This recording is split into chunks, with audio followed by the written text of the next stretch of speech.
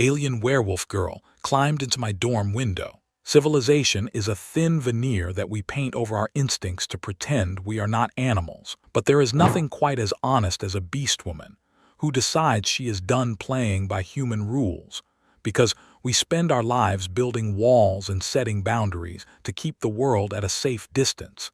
Yet we secretly crave the disruption that comes when someone breaks through those defenses. This story is not about a man being attacked, but rather it is about a man being claimed by a force of nature that refuses to accept his isolation as a valid lifestyle choice. And the boldest thing a man can do is not to fight the intruder, but to realize that perhaps the intruder is exactly what has been missing from his meticulously organized life. The night air on Veridan Prime always carried a heavy charge just before the storms rolled in from the equatorial belt, and it was this static pressure that George felt first as he sat hunched over his workstation in the corner of his ground-floor dorm room. He was a man who appreciated the clean lines of geometry and the predictable logic of vector graphics, which is why he was currently awake at 2 in the morning refining the branding package for a mock corporation as part of his final semester portfolio. His room in the Terran Uni 4 mixed-species dormitory block was a testament to his need for order in a chaotic galaxy, with his clothes folded in precise stacks and his minimal kitchen supplies arranged by height. Yet there was one flaw in his fortress of solitude, which was the window he had cracked open exactly 6 inches to combat the stifling heat of the building's failing climate control system. George rubbed his eyes and leaned back in his ergonomic chair, listening to the distant sounds of the campus nightlife, which usually consisted of the roar of shuttle engines or the chittering of insectoid students returning from late-night study sessions. But tonight the sounds were different and far closer than he would have liked. He heard the scrape of keratin against the synthetic brickwork of the outer wall, and it was a sound distinct enough to trigger the primitive alarm bells in his hindbrain, because humans might be evolved, but we have never forgotten the sound of a predator finding purchase on the rocks near our caves. George froze with his hand hovering over his digital stylus and listened intently as the scraping rhythm accelerated into a heavy thud directly beneath his window, followed by the unmistakable sound of heavy breathing that did not belong to a human throat. He considered for a moment that it might be a maintenance drone gone rogue, or perhaps one of the heavy-gravity exchange students struggling with a shortcut. But his logical deductions were cut short when a hand with distinct white fur along the knuckles and black polished claws gripped the window sill with enough force to crack the paint. Before George could even stand up or formulate a plan of defense, the window sash was shoved upward with a screech of protesting metal, and a figure vaulted into the room with a kinetic grace that made the laws of physics look like mere suggestions. The intruder landed in a crouch on his area rug, and the impact shook the floorboards enough to rattle the mugs on his desk, yet she absorbed the momentum silently before slowly rising to her full height. It was Gemma from the biosciences track, and while George knew her by reputation, he had never been this physically close to a Lupin female, and certainly never inside the confines of his own bedroom. She was a striking vision of wild biology, clashing with civilized constraints, wearing a tight school uniform that seemed to struggle against the density of her muscle and the sheer vitality of her presence, while her long wild hair was a chaotic halo around a face that possessed amber eyes burning with an intensity that could melt steel. Her ears, which were tipped with white fur, swiveled independently to track the hum of his computer tower and the beating of his heart, while her tail lashed once behind her with the agitation of a cat that has been forced to swim. George did not scream, and he did not scramble backward, because panic is the reaction of prey, and he refused to be prey in his own home, so instead, he slowly swiveled his chair around to face her and crossed his arms over the chest of his tank top. He looked at the shattered lock on his window and then back at the woman standing on his rug, and asked her with a level voice what she thought she was doing breaking into a private residence in the middle of the night. Gemma tilted her head to the side and looked at him with a mixture of confusion and arrogance, as if he were the one behaving strangely by asking such a question. She stepped forward, and the scent of rain and musk and deep forest filled the sterile air of the room as she pointed a clawed finger at the open window and stated simply that an open burrow is wolf for welcome. She explained this as if she were teaching a child that fire is hot and water is wet, insisting that in her culture leaving an entrance unbarred is a specific pheromonal signal that invites any pack member seeking shelter to enter without challenge. George looked at her and processed this information through the filter of his own cultural norms, realizing that this was not a home invasion in her eyes, but rather a misunderstanding of interspecies signaling that had led a highly dangerous apex predator to believe he was hosting an open house. He maintained his composure and countered her argument by pointing out that on Earth and in human territories an open window is simply an attempt to get oxygen and implies absolutely nothing about social availability or sanctuary. Gemma scoffed at this notion and began to pace the small length of his room, dragging her fingertips along the edge of his desk and his bookshelf, as she inspected his belongings with a possessive air that made the hair on George's arms stand up. She told him that his intentions were irrelevant because the signal had been broadcast, and she had answered it, which meant that under the ancient laws of her people she was now his guest, and he was her host until the sun rose or until she decided to leave. George watched her move and realized that despite her bravado and her aggressive posturing, there was a slight hitch in her step, and she was favoring her left side in a way that she was trying desperately to hide. His gaze traveled down from her defiant eyes to her left arm, where the fabric of her uniform sleeve was torn and dark with moisture that looked suspiciously like blood. The realization shifted his entire demeanor from defensive to analytical, because he was no longer looking at a threat, but at a biological entity that was damaged and in need of repair. George stood up from his chair, and the movement caused Gemma to drop into a defensive stance with her lips curling back to reveal teeth that were definitely not designed for eating salads, but George ignored the threat display and walked calmly toward his kitchenette, where he kept a comprehensive first aid kit. He told her in a voice void of fear that she was bleeding on his rug, and if she intended to stay and invoke the rights of a guest, she would have to submit to the rules of the house, which included basic hygiene and medical attention. Gemma looked surprised by his lack of intimidation and watched him with wide amber eyes as he retrieved the white box with the red cross and set it down on the small table near his bed. She hesitated for a moment, weighing the indignity of being treated against the throbbing pain in her arm, and eventually her pragmatic nature won out as she walked over and sat on the edge of his bed with a huff of resignation. George pulled up his rolling stool and sat in front of her, taking her arm gently in his hands, and he was struck by the density of her bone structure and the heat radiating from her skin, which felt like a furnace compared to his own cool temperature. He used a pair of laser shears to carefully cut away the ruined fabric of her sleeve, revealing a jagged laceration that looked like it had been caused by a collision with something sharp and metallic, perhaps a fence or a piece of machinery she had failed to clear during her approach. He did not ask how it happened because he knew that asking a Lupin about their injuries was considered an insult to their competence. So instead he focused on the task at hand, cleaning the wound with antiseptic foam that sizzled upon contact with her alien physiology. Gemma hissed a low sound that vibrated in her chest, but she did not pull away, and George noticed that her claws were digging into his mattress, specifically to avoid digging into him, which was a level of restraint that spoke volumes about her character. He worked with the steady hands of an artist, applying a regenerative gel that smelled of mint and sterile laboratories, before sealing the wound with a tension bandage that would hold the edges of the skin together, while her accelerated metabolism did the rest. As he worked, he could feel her watching him, studying the way his human fingers moved with dexterity and precision, manipulating the small tools, and the bandages in a way that her own claws never could.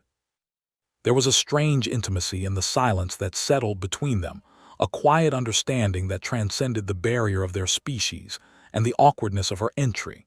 Because, in that moment, he was not a weak human, and she was not a terrifying monster, but simply two living things existing in a shared space of care. When he finished, he secured the bandage with a metal clip and patted her arm gently, a gesture that was dangerously familiar but felt instinctively right.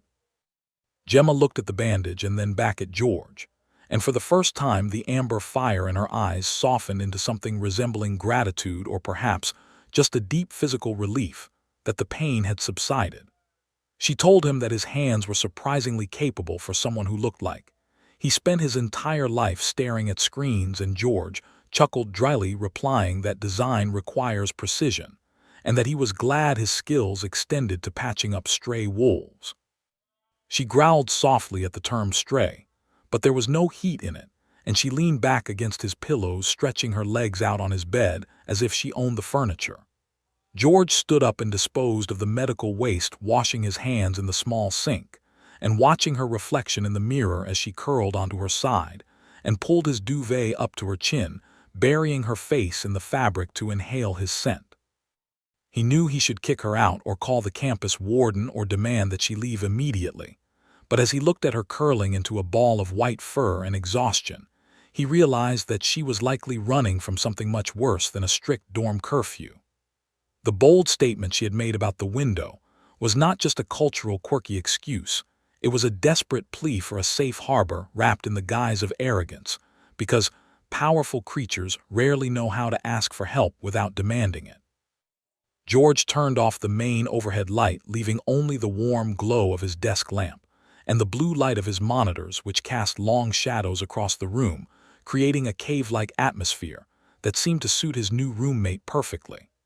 He returned to his chair and sat down, spinning back to face his screens, but he found that his focus on vector lines and corporate branding had completely evaporated, replaced by a hyper-awareness of the rhythmic breathing coming from the bed behind him. The storm that had been threatening all night finally broke, and rain began to lash against the glass of the window, washing away the scent of the outside world and sealing them into a private capsule of warmth and quiet. George realized that his life had just become significantly more complicated and potentially dangerous. But as he listened to the soft sounds of Gemma settling into sleep, he felt a strange sense of purpose that had been missing from his solitary existence. He was no longer just a student drifting through the university system. He was now a guardian of a threshold and a keeper of a secret that was currently snoring softly in his bed. He picked up his stylus and began to sketch not a logo or a layout, but the curve of a lupin ear and the sharp, intelligent angle of an eye, realizing that his muse had literally crashed through his window and challenged him to see the world differently. He thought about the concept of boundaries and how easily they are shattered when necessity dictates action, and he wondered what other rules of his life were waiting to be broken by the woman sleeping a few feet away. The fear he had initially felt had transmuted into a simmering curiosity and a protective instinct that surprised him with its intensity, because he found himself checking the lock on his door to ensure that no one else could get in rather than worrying about how to get her out. This was the unspoken contract of the open window, and George decided in the silence of the rainy night that he was willing to honor the agreement even if he didn't fully understand all the clauses yet. He worked through the night with the sound of the rain and the presence of the beastwoman acting as a grounding force, anchoring him to the reality of the moment in a way that his digital creations never could. As dawn approached, the gray light of the Veridan sun began to filter through the blinds, painting stripes of illumination across the room and highlighting the stark contrast between George's orderly world and the wild element he had allowed inside. Gemma shifted in her sleep, her white tail twitching as she dreamed of hunts or chases, or whatever it was that Lupin girls dreamed of, and George stopped his work to watch her for a moment, wondering what the morning would bring. He knew that the university administration would have a fit if they found out, and the social implications of a human male cohabitating with a Lupin female were complex and fraught with prejudice, but looking at the peace on her face, he found that he didn't care about the opinions of the galaxy outside his room. He had made a choice when he opened that medical kit and touched her skin, and that choice was to step out of the background and into the fray. He stood up and stretched his stiff back, walking over to the window that started it all and looking out at the wet pavement of the campus courtyard below, where the early risers were beginning their daily routines, unaware of the drama that had unfolded just above their heads. George closed the window, gently engaging the locking mechanism, not to trap her in, but to signify that the sanctuary was now active and the invitation had been accepted and fulfilled. He turned back to the room and grabbed a spare blanket from his closet, draping it over his chair to create a makeshift bed for himself, because he was a gentleman, and he wasn't about to wake a sleeping wolf to demand his mattress back. As he settled into the chair and closed his eyes for a few hours of rest, he couldn't help but smile at the absurdity of the situation and the thrilling realization that for the first time in his life, he was part of a story that was unpredictable and real. The silence of the room was no longer empty, but filled with the potential energy of two different worlds colliding and finding a way to coexist in the small space between the desk and the bed. George knew that when she woke up, the real challenges would begin, and they would have to navigate the politics of breakfast and the rumors of the dorm. But for now, in the quiet safety of the pre-dawn hour, everything was simple. She had climbed in and he had let her stay, and in that exchange, something fundamental had shifted in the universe of his dorm room, creating a new center of gravity that revolved around the connection between a human designer and an alien werewolf girl. It was a bold statement indeed to claim that civilization is a veneer, but as George drifted off to sleep, he knew that the truest things in life are the ones that scratch at your window in the middle of the night and demand to be let in. The morning sun on Veridan Prime possesses a specific quality of harshness that cuts through even the thickest blast blinds, but for George, waking up in his ergonomic chair with a stiff neck and a mouth that tasted like recycled air, the light was the least of his concerns, because the immediate sensory shift in his room was the first thing to register in his waking mind. His dormitory usually smelled of static electricity and mild citrus cleaning solvent, but today the air was heavy with the scent of wild ozone and deep musk mixed with the faint metallic tang of the dried blood he had cleaned up hours before. He blinked his eyes open and remained perfectly still, which was a habit born of living in a multi-species environment where sudden movements could be misinterpreted. But his caution was unnecessary, because the bed was already empty, and the sheets were kicked into a chaotic pile at the foot of the mattress. For a heartbeat, he wondered if the events of the night before had been a hallucination brought on by sleep deprivation and stress. But then he heard the distinct sound of water running in the compact sanitation unit, and the hum of the sonic dryer engaging with a ferocity that suggested it was being used to dry something much denser than human skin. George stood up and stretched his spine, feeling the vertebrae pop in a satisfying rhythm before he walked over to his workstation to check the time, and he realized with a start that he had overslept by nearly an hour, which meant the morning rush in the refectory would be in full swing. The door to the bathroom slid open with a pneumatic hiss, and Gemma stepped out into the main room, surrounded by a cloud of steam that seemed to cling to her fur like a misty aura. She had clearly made use of his shower facilities, and while she was back in her school uniform, her hair was damp and wilder than before, framing her face like a lion's mane that had just survived a monsoon. She looked at him with those intense amber eyes, and there was no trace of the vulnerability she had shown the previous night. Instead, she radiated a high-voltage energy that made the small room feel like the inside of a reactor core. She walked past him without a word and went straight to his mini-fridge, tearing the door open with a force that threatened to pull the appliance off its hinges. And she began to inspect the contents with a critical eye that suggested his selection of energy drinks and protein bars was deeply disappointing to her predatory metabolism. George watched her and realized that the dynamic had shifted overnight from rescue to cohabitation, and he knew that he needed to establish the operational parameters of this new day before it spiraled out of his control. He cleared his throat and told her that if she was looking for real food, she wasn't going to find it in a graphic design student's cooling unit, because he subsisted mostly on caffeine and deadlines. Gemma pulled out a packet of dried beef jerky, which was his emergency snack supply, and tore the package open with her teeth before turning to him and stating that she required substantial caloric intake immediately if she was going to heal completely.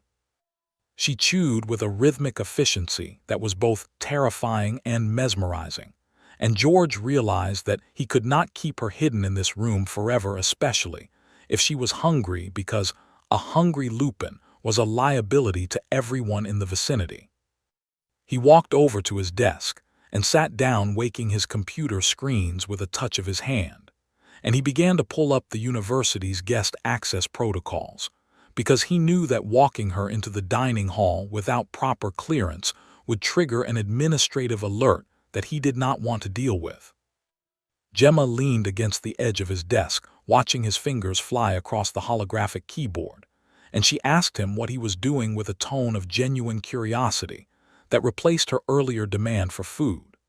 He explained that he was fabricating a temporary guest pass for her designated as a visiting cultural exchange liaison, which would allow her to move through the human dorm block and the dining facilities without the security drones flagging her as an intruder. George worked with the focused intensity of a master forger, manipulating the digital signatures and the vector layers of the ID badge until it looked indistinguishable from the official university credentials. He uploaded a scan of her retinal pattern, which he managed to capture by having her look into the webcam for a split second, and within 3 minutes, he had a fully authorized digital pass queued up on his localized server. He transferred the code to a blank smart card he kept in his drawer and handed it to her with a look of professional satisfaction that seemed to impress her far more than any physical feat of strength could have. She took the card and turned it over in her clawed hands, looking at the holographic seal, and then back at him with a smirk that showed off the sharp points of her canines, telling him that, for a hairless ape, he was surprisingly useful in a bureaucratic pinch. They left the room together, and the moment they stepped into the corridor, the atmosphere changed from domestic intimacy to public scrutiny, because the hallways of District 4 were teeming with students rushing to their morning classes. The presence of a Lupin female in the human block was a rare sight, and the presence of a Lupin female walking shoulder to shoulder with the quiet guy from room 104 was an event that caused heads to turn and conversations to cease mid-sentence. George felt the weight of the stairs pressing in on them, but he kept his posture straight and his expression neutral, refusing to show any sign of nervousness, because he knew that Gemma would sense his anxiety and interpret it as weakness. She walked with a predatory gait that claimed the center of the hallway, forcing other students to part around them like water around the bow of a ship. And every now and then, she would emit a low rumble from her chest that acted as a sonic warning to anyone who lingered too long in their path. The journey to the central refectory was a lesson in nonverbal communication, as George observed how Gemma navigated the crowd not by asking for space, but by assuming she owned it. He noticed that she positioned herself slightly ahead of him, and to his left, covering his blind spot with a military precision that suggested she was already operating under the assumption that they were a unit. When they reached the dining hall, the noise was a deafening roar of 1,000 conversations bouncing off the vaulted Durasteel ceiling, mixed with the clatter of trays and the hiss of steam tables. The smells were a chaotic assault on the senses, ranging from the sulfurous aroma of the insectoid food stations to the rich savory scent of the carnivorous grill, where the line was already winding out the door. George navigated them toward the automated kiosks and scanned his meal plan, knowing that his credits were going to take a severe hit today, but deciding it was a small price to pay for maintaining the peace. He ordered 3 double portions of raw-seared flank steak for her and a simple coffee and oat cake for himself, before guiding her to a table in the back corner that offered a strategic view of the entire room. Gemma carried her tray with a reverence usually reserved for religious artifacts, and once they were seated, she attacked the food with a focus that made George look away to give her some privacy. He sipped his coffee and scanned the room, noticing a group of lupin males sitting near the center of the hall who had stopped eating and were staring in their direction with looks of confusion and hostility. Among them was a massive gray-furred student named Krog, who was known for his aggressive behavior on the shockball field, and George watched as Krog whispered something to his packmates before standing up and puffing out his chest. Gemma sensed the shift in the room's energy instantly, and her head snapped up from her meal, her ears swiveling forward to lock onto the threat, while a low growl started to build in her throat that vibrated the table surface. George saw her muscles tense as she prepared to launch herself across the room and engage in a brawl that would undoubtedly get them both expelled, so he did the one thing that nobody expected him to do. He reached out and placed his hand firmly on her forearm, his fingers wrapping around the dense muscle and white fur, and he applied a steady pressure that was not forceful but grounding. He spoke to her in a low, calm voice, telling her to ignore them because they were immaterial to the current objective, which was finishing her breakfast and regaining her strength. Gemma looked down at his hand on her arm and then up at his face, her eyes wide with shock that he would dare to interrupt her threat display, but she did not pull away and she did not bite him.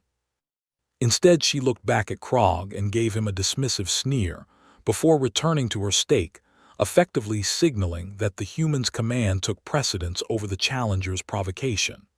Krog looked baffled by the interaction, and after a moment of uncertain hovering, he sat back down, defeated by a dynamic he could not comprehend. George felt a surge of adrenaline that he carefully suppressed, because he realized that in that moment he had successfully commanded an apex predator, not through dominance, but through a connection that bypassed the usual hierarchy of violence. They finished their meal in relative peace, although the whispers in the room had amplified to a fever pitch, with students speculating on how George had managed to tame a beast woman, or if he was under some kind of mind control. Gemma wiped her mouth with a napkin in a surprisingly civilized gesture and leaned back in her chair, looking satisfied and significantly more alert than she had been earlier. She told him that the food was acceptable, although she preferred it fresher, but she appreciated his provision and acknowledged that he was a good provider. The walk back to the dorm was different because the dynamic had solidified, and they moved with a synchronized rhythm that spoke of a burgeoning partnership. When they returned to his room, George expected her to leave or to at least discuss her departure, but instead she walked in and immediately began to reorganize his space to suit her needs.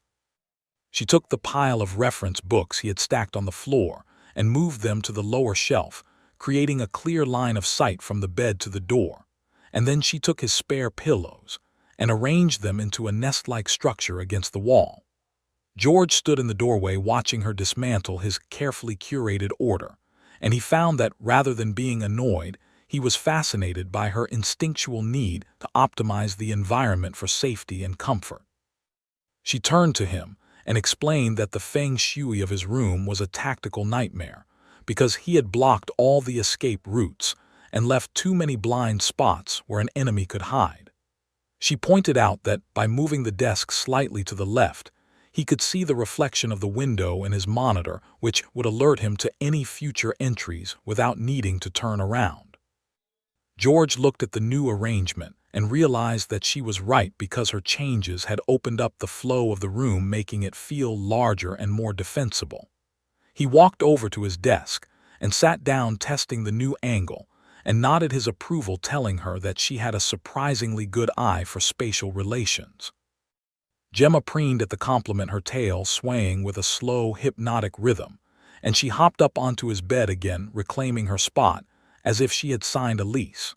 She told him that she would need to rest for the remainder of the daylight cycle to fully metabolize the protein she had just consumed, and that he should continue his work because the sound of his typing was soothing to her.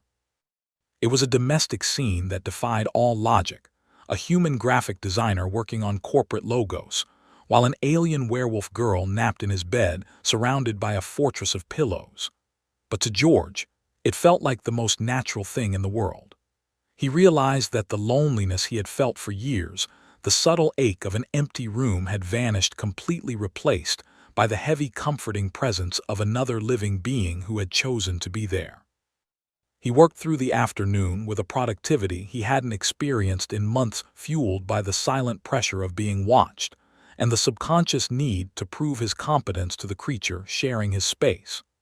Every now and then he would glance over his shoulder and catch her watching him with half-closed eyes, studying his movements and his expressions as if she were memorizing him for future reference.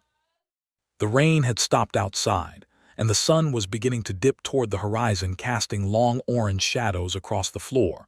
But inside the room the atmosphere was warm and contained a microcosm of a society of two.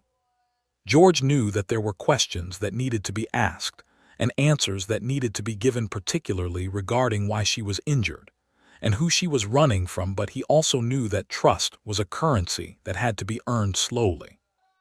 Late in the afternoon, there was a chime at his door, signaling a package delivery, and George felt Gemma tense up instantly, her body going rigid under the duvet.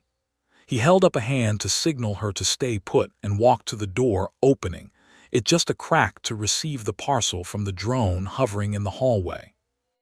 It was a mundane delivery of printer cartridges, but when he turned back around he saw that Gemma had moved silently to the corner of the room, poised to strike if the intruder had been hostile.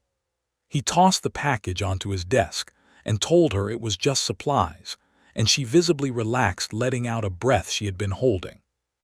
This incident highlighted the reality that she was living in a state of constant high alert, and George felt a pang of protectiveness that surprised him with its intensity.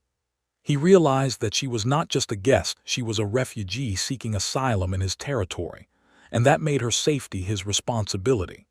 He asked her quietly who had done this to her, gesturing to the bandage on her arm and the general state of distress she was hiding under her bravado. Gemma looked at him for a long moment, her amber eyes searching his face for any sign of duplicity, before she finally spoke in a voice that was barely a whisper. She told him about the pack politics of her homeworld and the pressure placed on females of her lineage to secure strong alliances through mating contracts. She explained that Krog, the brute from the cafeteria, had been designated as her match not because of his intelligence or his character, but because his family controlled a significant portion of the hunting grounds in the northern hemisphere. She told George that she had refused the match, which was an act of defiance punishable by exile or forced submission, and that Krog had taken her refusal as a personal challenge, leading to the chase that had ended at George's window. She admitted that she wasn't just hiding, she was waiting for the inevitable confrontation that would decide her fate. George listened to her story without interrupting, his mind processing the information and categorizing it not as a tragedy, but as a problem that required a solution. He looked at the powerful woman sitting on his bed who could snap him in half if she chose to, and he saw the fear she was trying so desperately to mask with aggression. He stood up and walked over to her, stopping just outside her personal space, and looked her in the eye, telling her that this room was under his jurisdiction, and that meant his rules applied. He told her that on Terran Uni 4 forced contracts were null and void, and that if Krog wanted to get to her, he would have to go through the bureaucratic nightmare of the human legal system first. Gemma laughed, a short barking sound that was full of incredulity, but underneath the skepticism there was a glimmer of hope.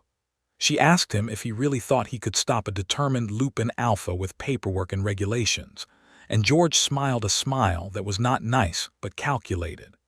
He told her that civilizations were built on rules, and that rules were just invisible walls that could be used to trap monsters if you knew how to arrange them properly. He told her that he was very good at design, and that included designing traps for people who underestimated him. The sun finally set, plunging the room into twilight, and George reached out to turn on his desk lamp, casting a pool of warm light that illuminated them both. He realized that he had just declared war on a rival pack for a girl he had met less than 24 hours ago, and the absurdity of it should have terrified him, but instead it made him feel more alive than he had ever been. Gemma reached out and touched his hand, her claws retracting so that only the soft pads of her fingers brushed his skin, and she told him that he was a strange little human, but he had the heart of a dire wolf. It was the highest compliment she could give, and George accepted it with a nod, feeling the weight of the alliance settling onto his shoulders. He returned to his work, but the nature of his project had changed in his mind, because he was no longer just designing a brand for a mock corporation. He was designing a strategy for survival. He pulled up the student handbook and the planetary charter on his second monitor, and began to highlight clauses and subsections that dealt with guest rights, sanctuary laws, and interspecies disputes. He was building a shield out of words and logic, a fortress that would stand against the brute force of the world outside. And as he worked, he could hear Gemma breathing steadily behind him, her presence a constant reminder of what was at stake. The day had begun with a breach of his perimeter, but it was ending with the fortification of his soul. George knew that the daylight dynamic was just the beginning, and that the real test would come when the shadows lengthened and the hunters came looking for their quarry. But as he looked at the reflection of the white-furred girl in his monitor, he knew that he wasn't fighting alone anymore, and that made all the difference in the galaxy. He typed with a renewed vigor, the click-clack of his keyboard sounding like the loading of a weapon, in the quiet room preparing for the battles that were sure to come. The window was locked, but the door to his life had been blown wide open, and George was ready to step through it and see where the path led. The data streams on George's monitors had blurred into a cascading waterfall of legalese and bureaucratic loopholes. By the time the sun fully breached the horizon of Veridan Prime, casting a pale and unforgiving light across the cluttered surface of his desk. He had spent the entire night constructing a defense strategy that relied not on plasma bolts or kinetic shields, but on the terrifying density of the university's code of conduct and the planetary charter's obscure clauses regarding guest rights. Beside him, the rhythmic breathing of the white-furred girl in his bed had served as a metronome for his work, a constant reminder that the stakes were living and breathing, and currently dreaming of violence. George rubbed his eyes, which felt as though they were filled with sand, and saved the file to his personal cloud drive, before transferring a localized copy to the holographic projector embedded in his wristcom.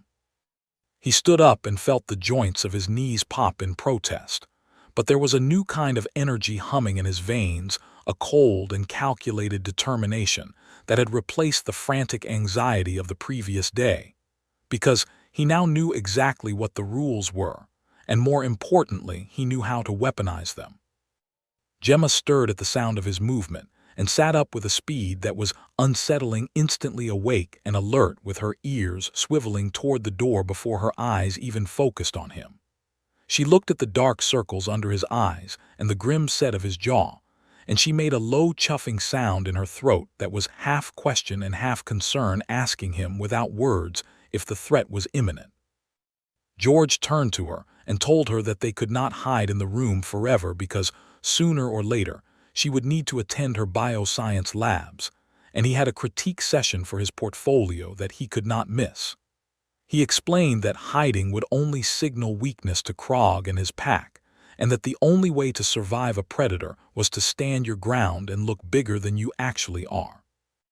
Gemma slid off the bed and smoothed down her skirt, looking at him with a mixture of skepticism and curiosity, because she had never seen a human male willingly walk into a confrontation with a Lupin Alpha. She asked him if he had a death wish or if he had simply lost his mind from sleep deprivation, but George just picked up his messenger bag and slung it over his shoulder, checking the charge on his projector one last time. He told her that he didn't intend to fight Krog with his fists, because that would be suicide, but he had no intention of letting a bully dictate the terms of his existence either. They left the room together, and the moment the door hissed shut behind them, the atmosphere in the hallway felt heavier, as if the air pressure had dropped in anticipation of a storm. They walked toward the main exit of the dormitory block, and George noticed that Gemma was walking closer to him than before, her shoulder brushing against his arm, with every step a tactile confirmation that they were moving as a unified front. The morning air outside was crisp and carried the scent of damp earth and heavy vegetation from the campus arboretum, but underneath the natural smells, there was a distinct and acrid odor that George recognized immediately from the cafeteria incident the day before. It was the smell of aggression, a potent chemical cocktail of testosterone and adrenaline that hit the back of his throat like a warning shot. He didn't need to look at Gemma to know that she smelled it too, because her posture had shifted from casual to combat-ready, her muscles coiling beneath her skin and her claws extending just enough to catch the light. They stepped out into the main quadrangle, a vast open space, paved with hexagonal stones, and surrounded by the towering glass structures of the academic buildings, which were currently reflecting the morning sun in blinding sheets of light.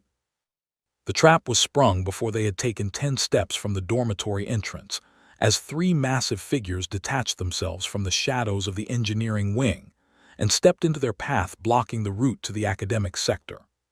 In the center stood Krog, looking even larger in the daylight than he had in the dining hall, his gray fur bristling, and his massive shoulders creating a silhouette that blocked out the view of the fountain behind him. He was flanked by 2 other males who were slightly smaller, but no less intimidating, their eyes fixed on Gemma with a hunger that had nothing to do with food and everything to do with possession. The students who had been walking through the quad froze and began to scatter, clearing a wide circle around the confrontation, because on Veridon Prime everyone knew that when the Lupins started posturing, it was best to be somewhere else. Krog did not even look at George, initially treating him as if he were a piece of luggage or a stray pet that Gemma had picked up on her travels. His gaze focused entirely on her, with a sneer of entitlement curling his black lips. He spoke in a voice that sounded like rocks grinding together inside a cavern, demanding that Gemma stop playing games with the hairless ape and return to the pack where she belonged. He took a step forward, and the sound of his heavy boots hitting the stone pavement echoed through the silent courtyard, a dull thud that vibrated in the soles of George's shoes. Gemma let out a snarl that was terrifying in its intensity, her body dropping into a low crouch as she prepared to launch herself at him, but George moved before she could strike, stepping deliberately into the space between them. The collective gasp from the watching crowd was audible as George placed himself directly in the line of fire, a fragile human standing against a wall of muscle and teeth that outweighed him by at least 200 pounds. Krog stopped mid-step and looked down at George with a confused expression, as if he couldn't process the fact that the obstacle was talking back to him. He growled a low warning sound, telling George to move aside before he got stepped on, but George did not move, and he did not flinch. Instead, he reached into his pocket and adjusted the settings on his wristcom. He looked up at Krog and spoke in a voice that was amplified slightly by the acoustics of the quad, telling him that he was currently in violation of University Statute 405 regarding harassment and intimidation of a fellow student. Krog laughed, a harsh barking sound that was echoed by his flankers, and he leaned down until his face was inches from George's, the hot reek of his breath washing over George like a wave of decay. He asked George if he thought a piece of paper was going to stop him from taking what was his, and he raised a massive hand with claws the size of steak knives, preparing to swipe George aside like a nuisance insect. Gemma screamed George's name and lunged forward, but George held up his hand in a stop gesture, not at Krog, but at her, commanding her to hold her position. In the same motion, he activated his wrist projector, and the air between him and Krog suddenly shimmered and solidified into a high-definition holographic wall.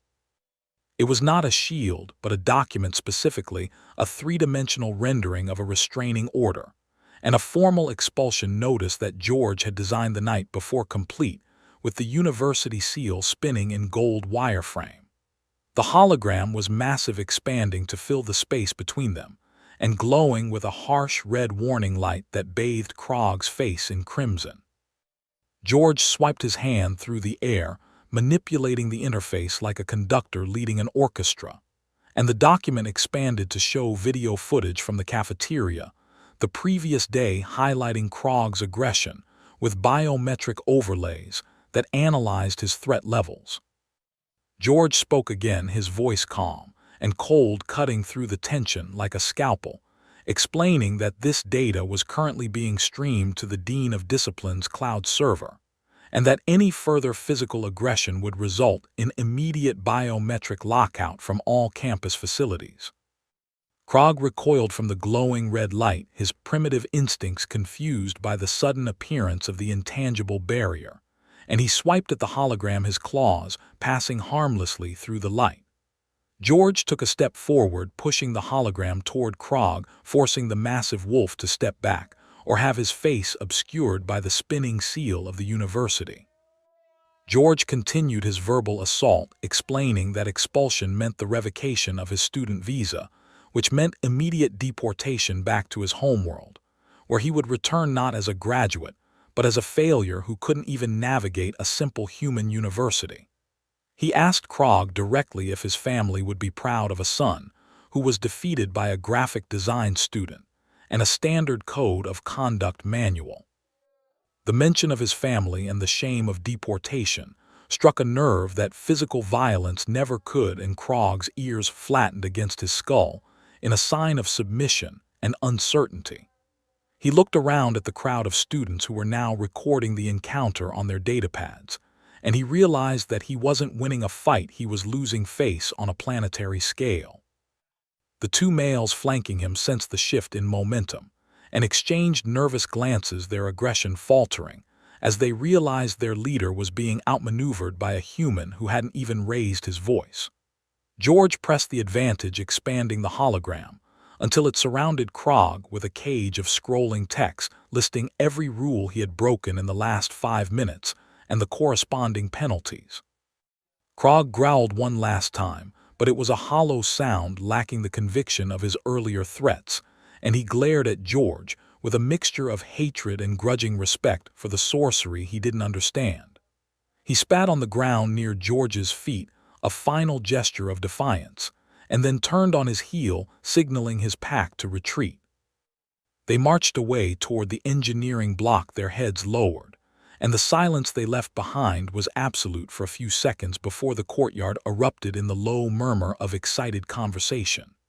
George deactivated the hologram with a flick of his wrist, and the red light vanished, leaving him standing alone in the center of the quad, his heart hammering against his ribs like a trapped bird. He took a deep breath, trying to steady his trembling hands, because the adrenaline dump was hitting him hard now that the danger had passed, and he felt a wave of dizziness wash over him. A warm, heavy hand landed on his shoulder, and he turned to see Gemma standing there looking at him, with an expression he had never seen on a Lupin face before.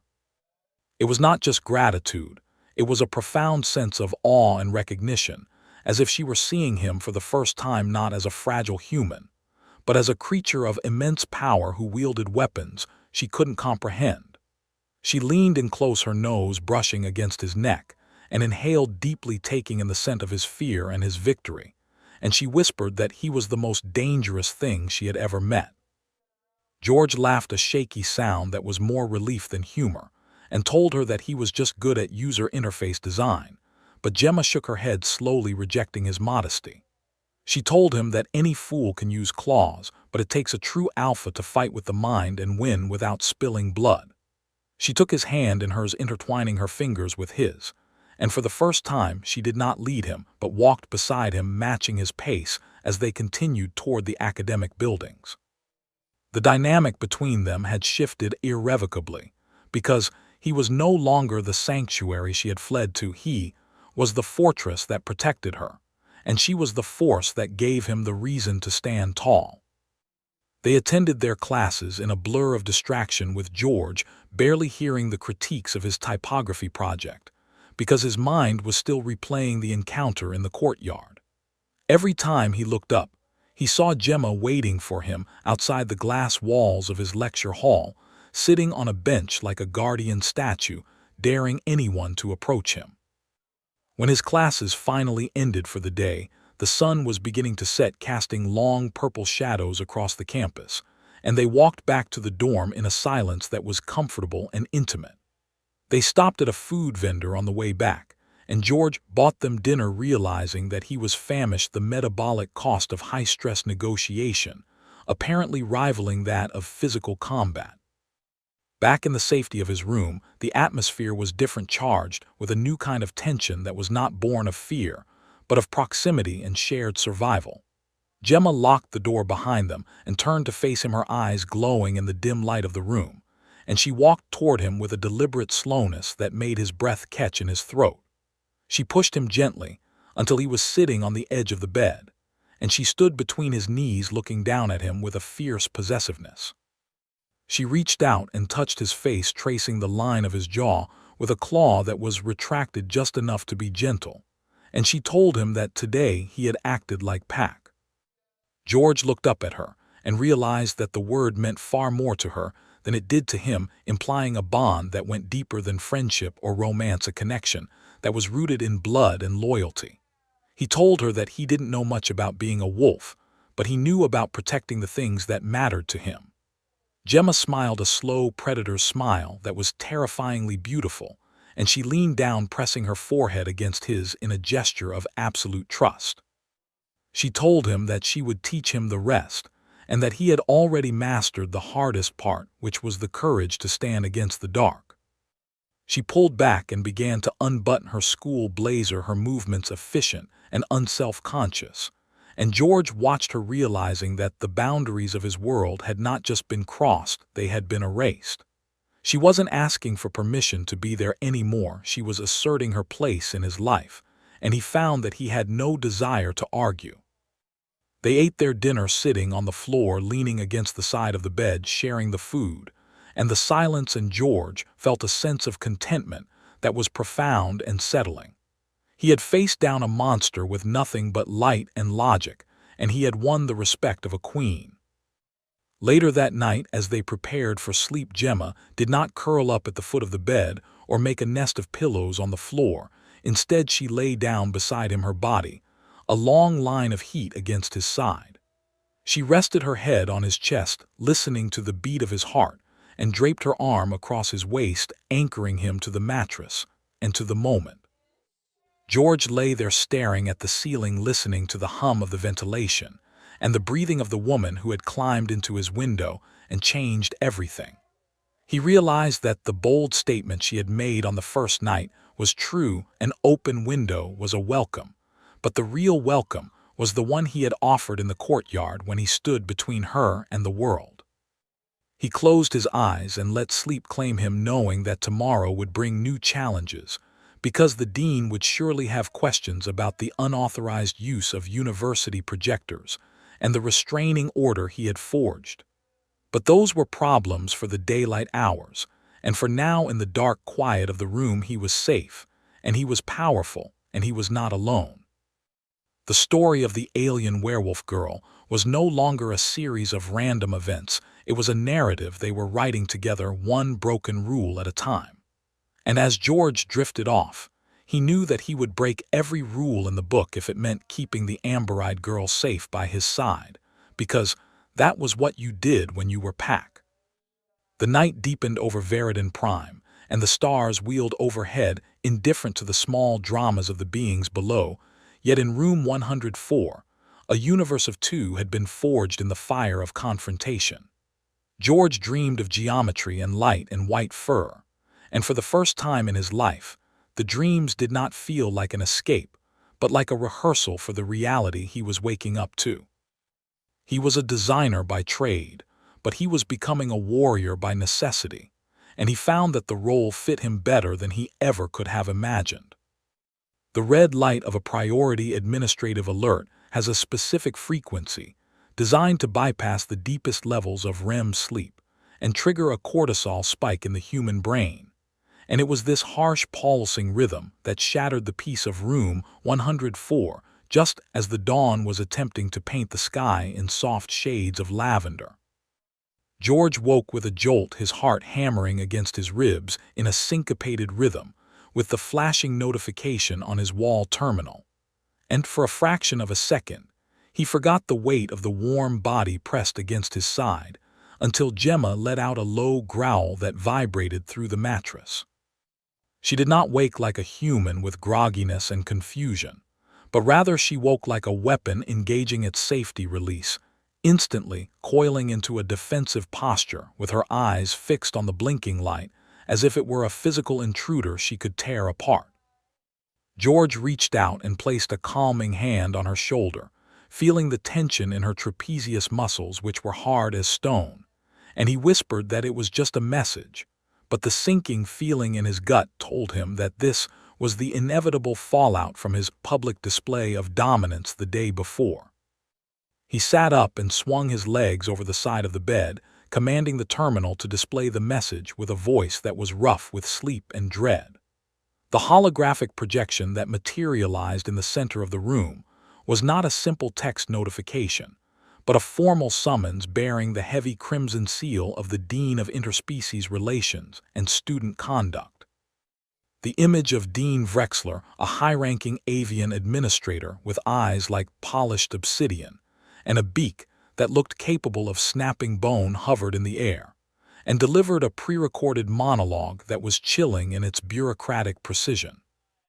The voice was synthesized and devoid of empathy, stating that student George Miller and the unauthorized occupant of room 104 were to present themselves immediately before the disciplinary tribunal to answer for violations of Article 7 regarding species segregation and Article 12 regarding the unauthorized weaponization of academic equipment.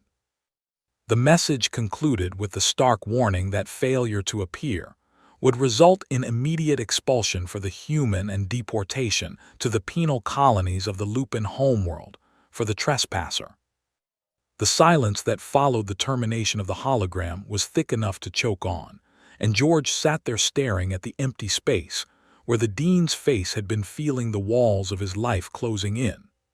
Gemma made a sound that was half whine and half snarl, and she scrambled off the bed to begin packing the small room, her claws clicking rhythmically against the floor tiles.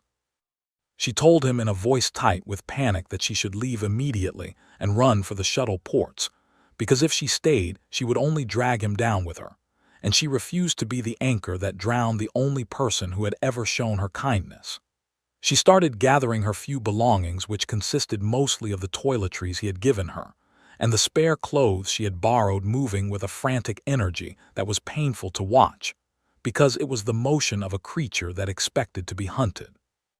George watched her for a moment, letting the reality of the situation settle over him, and he realized that the fear he felt was not for his academic career or his future as a graphic designer, but for the woman who was currently trying to flee to save him. He stood up and walked over to her, intercepting her path to the door, and he took her by the shoulders with a grip that was firm enough to stop her packing, but gentle enough to signal safety. He told her to look at him, and when she finally raised her amber eyes to meet his, he saw a depth of terror there that broke his heart, because it was the terror of someone who believes they are unworthy of being fought for.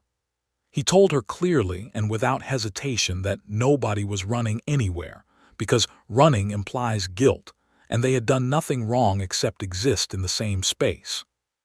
He explained to her that the university was a system built on rules and regulations, and while the dean wielded those rules like a cudgel, George knew how to use them like a shield.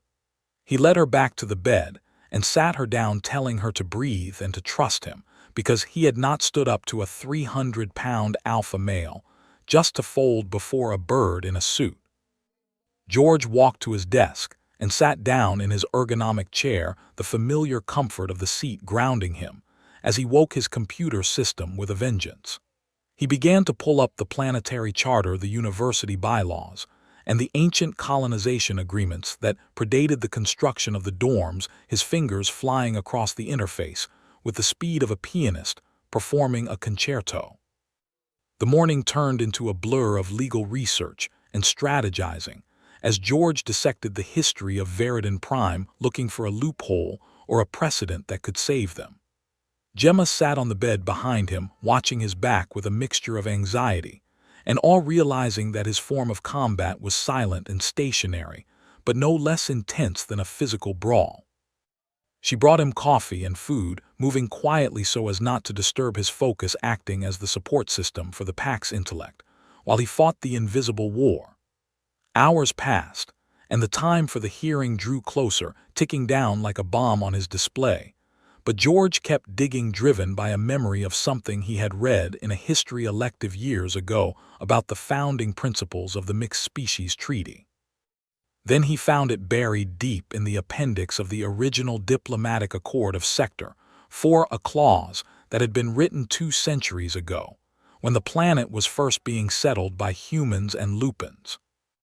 It was called the Sanctuary Clause, and it stated that any dwelling clearly marked as open to the elements was considered a neutral zone of hospitality under the old law, and that any being who entered such a dwelling seeking shelter was granted temporary diplomatic immunity from local prosecution until a formal tribunal of their peers could be convened.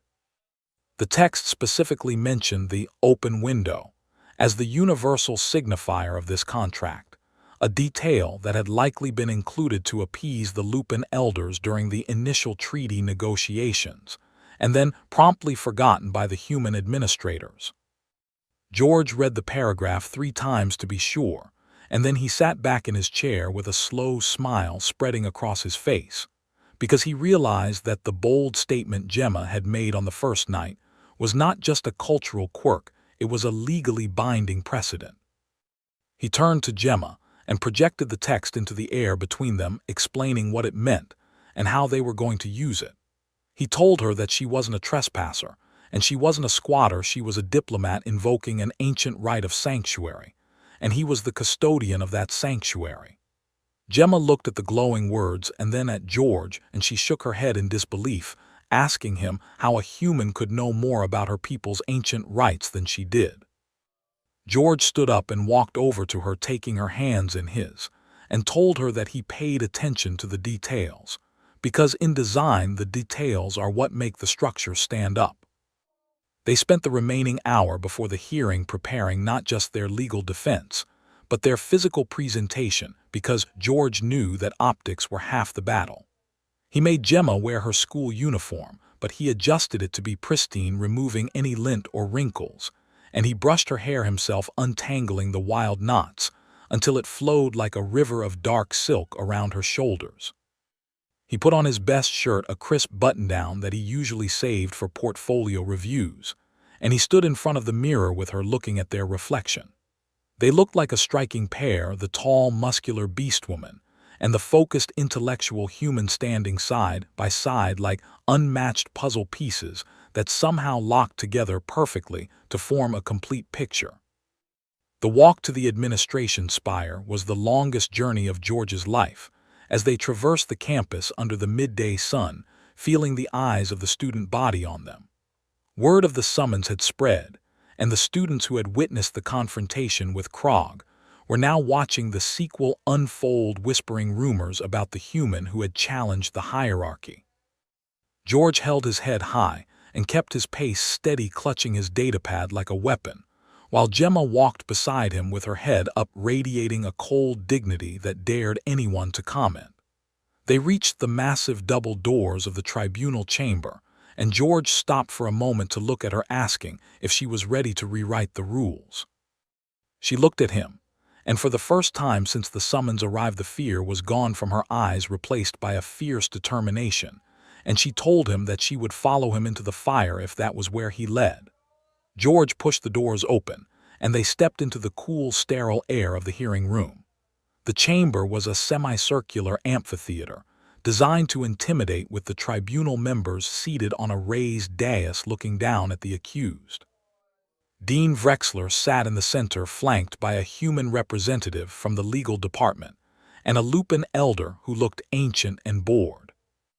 The dean wasted no time in launching into his accusation, his voice echoing off the metallic walls as he listed the charges with a relish that suggested he enjoyed crushing students.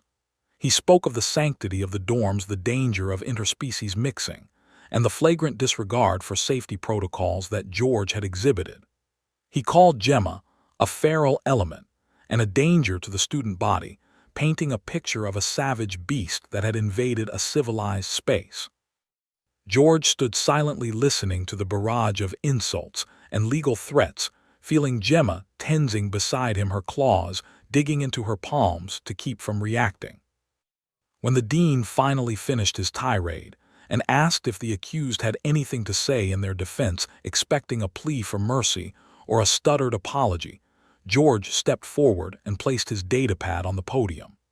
He connected it to the room's central projector, and the air above them filled with the text of the sanctuary clause glowing in undeniable high definition.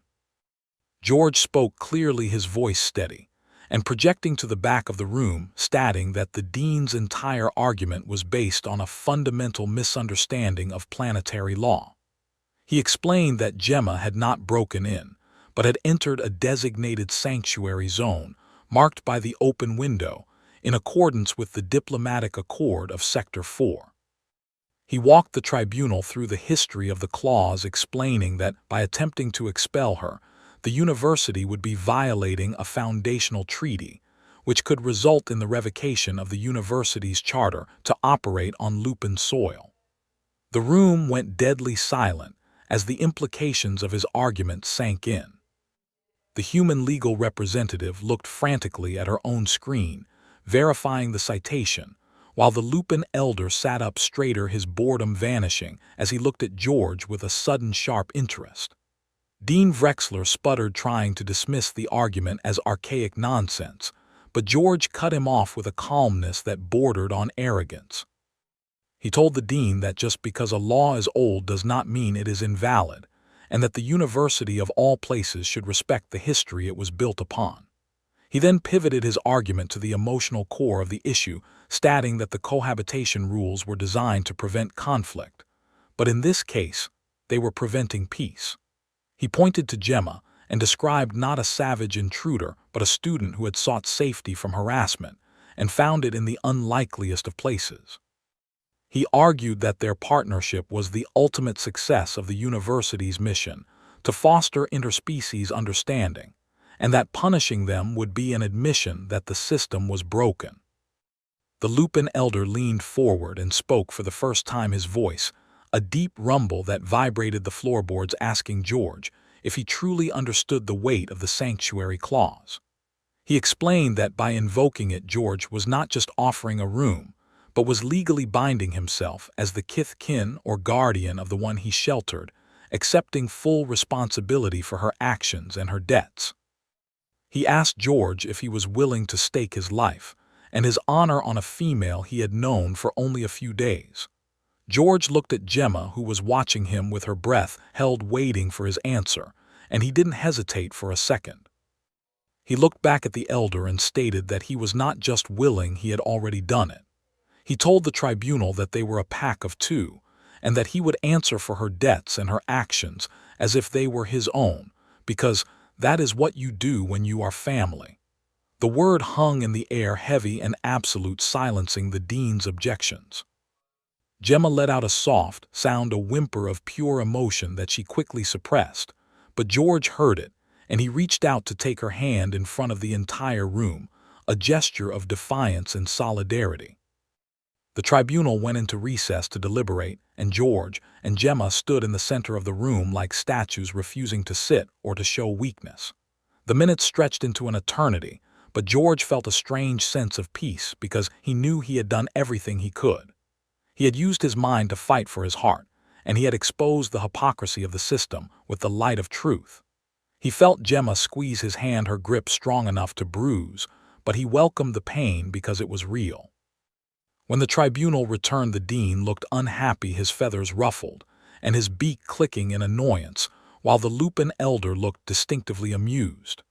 The human representative read the verdict, stating that while the invocation of the sanctuary clause was highly irregular and technically archaic, it was legally sound. The charges of trespassing and unauthorized cohabitation were dropped on the condition that George formally register as Gemma's guardian, and that they submit to monthly reviews of their living arrangement.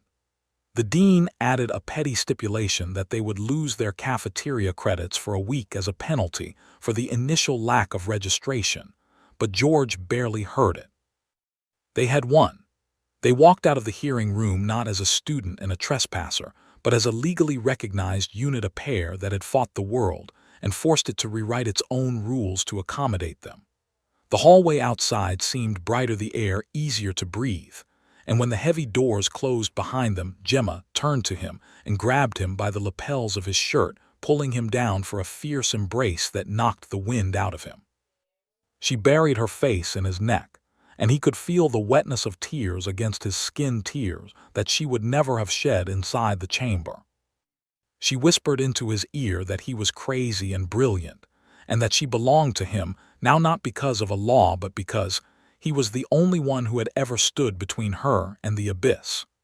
George held her tight, feeling the strength of her body against his and the frantic beating of her heart, and he realized that the victory wasn't in the legal ruling, but in this moment of shared relief. He had started the week as a solitary designer, worried about vector lines and kerning, and he was ending it as the guardian of a wolf who had just claimed his soul. They walked back to the dorm in a daze, the adrenaline crashing and leaving them exhausted but happy. The campus looked different to George, now less like a hostile environment and more like a landscape he had conquered. He knew that there would be challenges ahead, that Krog might not give up so easily, and that living with a Lupin would require adjustments he couldn't yet foresee. But as they entered room 104 and locked the door behind them, engaging the privacy field, George looked at the open window that had started it all. He walked over and placed his hand on the glass, looking out at the gathering twilight, and then he turned back to Gemma, who was watching him with a look of absolute devotion. He didn't close the blinds. He left the view open, a testament to the fact that he was no longer hiding from the universe.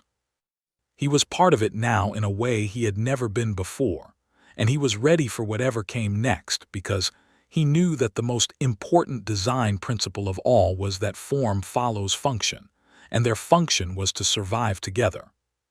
The days following the tribunal hearing possessed a surreal quality, as if the very atmosphere of Veridan Prime had shifted its barometric pressure to accommodate the new heavy gravity of George and Gemma's existence.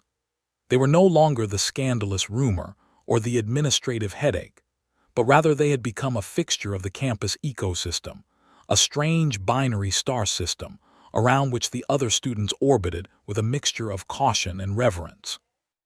The walk to the dining hall was no longer a gauntlet of whispers and hostile stares, but a procession where the crowd parted instinctively, not out of fear of Gemma's claws, but out of respect for the invisible wall of legal and emotional armor that George had constructed around them. He noticed that the Lupin students who had previously sneered at him now dipped their chins slightly, as he passed, a subtle gesture of acknowledgement that signaled he was no longer viewed as prey, but as a valid participant in the complex game of interspecies politics. It was a victory that tasted sweeter than any academic accolade, because it was earned not in the safety of a simulation, but in the messy high-stakes arena of real life, where the penalty for failure was exile. The true test of this new reality came 3 days after the verdict, when George was walking alone toward the design studios, leaving Gemma back at the dorm to catch up on the sleep she had lost during their week of siege. The morning air was crisp and smelled of damp ferrocrete and blooming nightshade vines, and George was lost in thought, contemplating the revisions for his final portfolio, when a massive shadow fell across his path, blocking out the single bright sun of Veridan Prime. He stopped and looked up to find Krog standing in the middle of the walkway, his gray fur bristling slightly in the breeze, and his massive arms crossed over a chest that looked like it was made of granite. For a heartbeat, the old fear flared in George's gut, the primitive instinct to run from a predator, but he crushed it, instantly reminding himself that he was the guardian of room 104, and he had stared down the dean of discipline without blinking. He did not step back, and he did not reach for his wristcom to summon a holographic shield. Instead, he simply adjusted the strap of his messenger bag and looked the alpha male in the eye, waiting for the first move. Krog did not growl, and he did not posture for a fight. Instead, he looked George up and down, with a critical eye, assessing the human who had defeated him with nothing but words and glowing red light.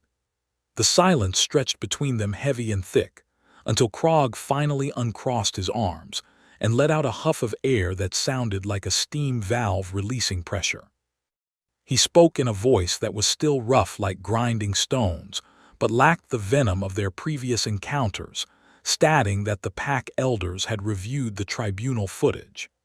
He told George that while his methods were unconventional and smelled of ink and bureaucracy, there was no denying the effectiveness of the territory claim.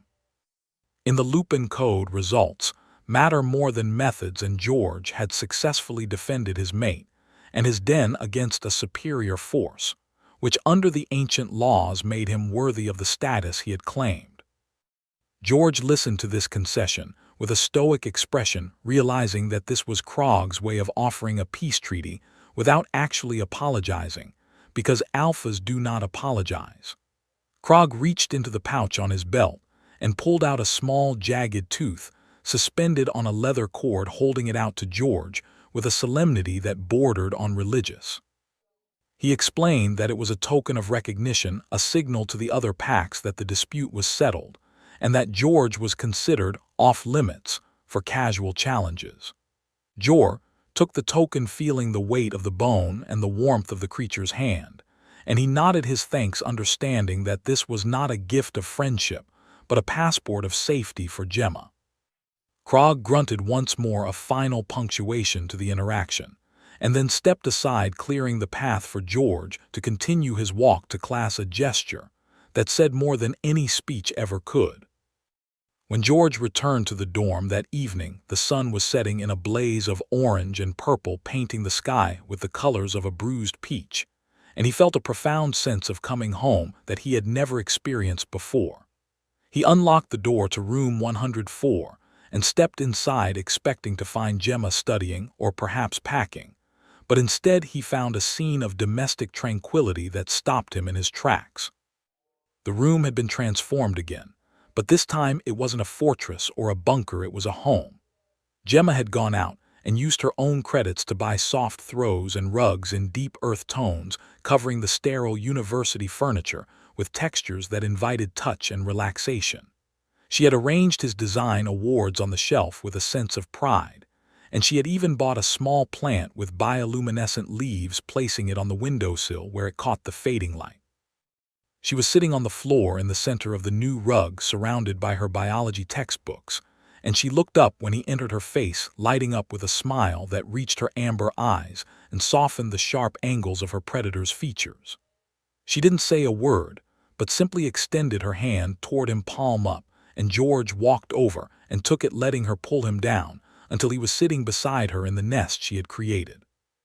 He showed her the tooth Krog had given him, and she took it in her hands, running her thumb over the jagged edge, with a reverence that told him exactly how important this small object was. She told him that he had done the impossible, he had turned an enemy into a neutral party, and in doing so he had secured their future on this planet.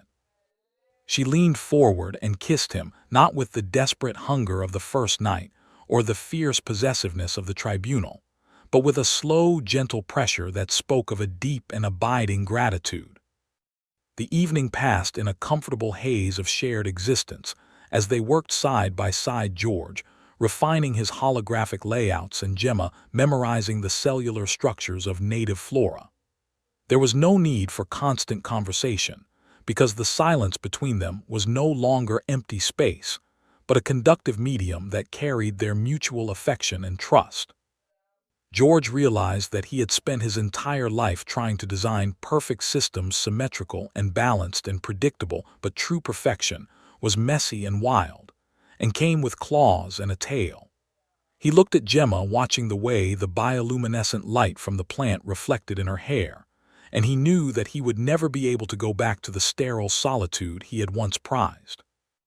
The chaos she brought was the fuel his creativity had been starving for, and the peace she offered was the anchor his soul had needed. Later that night, after the lights had been dimmed, and the campus outside had quieted down to a low murmur, they lay in bed together, the physical boundaries between them completely erased. Gemma was the big spoon, her arm draped over his chest, with a weight that was grounding her chin resting on the top of his head as she breathed in the scent of his shampoo. She asked him quietly in the darkness if he ever regretted opening the window that night, if he ever wished for his simple, boring life back. George laughed, a soft sound that vibrated in his chest, and told her that his life before her wasn't life, it was just waiting. He told her that a closed window is just a wall made of glass, but an open window is a question, and she was the only answer that had ever made sense. She tightened her hold on him, her claws retracting fully so that only her soft pads pressed against his skin, and she whispered that she had chosen his window not because it was open, but because she had smelled his loneliness from the street. She told him that lupins can smell emotional states like perfume, and his scent had been so clean and so sad that she knew he would not turn her away. It was a revelation that stunned George, the idea that his isolation had been a beacon calling out to the one person capable of shattering it. He realized that they had saved each other in equal measure. He had given her a sanctuary from the pack politics, and she had given him a sanctuary from his own solitude. As the night deepened, George felt Gemma's breathing slow into the rhythmic cadence of deep sleep, her body relaxing completely against his, the tension of the fugitive finally gone. He carefully extricated himself from her embrace, not to leave her, but to perform the final ritual of the night. He stood up and walked across the room, the floor cool against his bare feet, and approached the window that had started the entire saga. The glass was cool to the touch, and outside the stars of the Veridan system burned with a cold indifference, but inside the room was warm and alive. He looked out at the path she had climbed, the bricks she had scaled, and he thought about the randomness of the universe, how a single latch left undone could alter the trajectory of a life forever. He reached out and took hold of the handle, the metal smooth under his palm, and he pulled the window shut, engaging the locking mechanism with a solid mechanical click that sounded like a vault ceiling. He wasn't locking the world out anymore because he no longer feared what was out there. He had faced the monsters and the bureaucrats, and he had won. He was locking the window to keep the warmth in, to protect the precious, fragile ecosystem they had built together in this small square of space. He turned back to the room and looked at the woman sleeping in his bed, her white tail curled around her leg, her chest rising and falling in the peaceful rhythm of safety. George walked back to the bed and climbed in, pulling the duvet up over them both, and settled back into her arms, which opened instinctively to receive him. He closed his eyes and listened to the beat of her heart, a strong, steady drum that drowned out the doubts and the fears of the past. He was George Miller, graphic design student and guardian of the pack, and for the first time in his life, he knew exactly where he belonged. The story of the alien werewolf girl who climbed into his dorm window was over, but the story of their life together was just beginning, a blank canvas waiting for them to design it together. And as he drifted off to sleep, surrounded by the scent of rain and wild musk, he knew that it was going to be a masterpiece. The final image in his mind before sleep took him was not of a logo or a vector file, but of the window latch secure, enclosed, a symbol not of imprisonment, but of a promise kept. The universe could rage and storm outside all it wanted, but in here, in room 104, the weather was perfect. The connection was absolute. The pack was complete. And that was the only truth that mattered as the single moon of Veridan Prime continued its slow, silent watch over the sleeping world. There are moments in life when you realize that the unplanned disruptions are actually the course corrections you desperately needed, and for George that moment was now a permanent state of being. He understood that love isn't about finding someone who fits into your life perfectly. It is about finding someone who breaks your life open and helps you build a better one from the pieces. He drifted into dreams that were no longer gray and orderly, but vibrant, and full of amber light, knowing that when he woke up she would still be there. And that simple certainty was the greatest adventure of all. So ends the tale of the open window and the welcome wolf, a story that reminds us that sometimes the best defense is a little vulnerability, and the strongest walls are the ones we take down for the right person. Thank you for listening to this chronicle of Veridon Prime, and may you all find the courage to leave your own windows open just a crack, because you never know what kind of magic might be looking for a place to land. Sleep well, friends, and trust your instincts.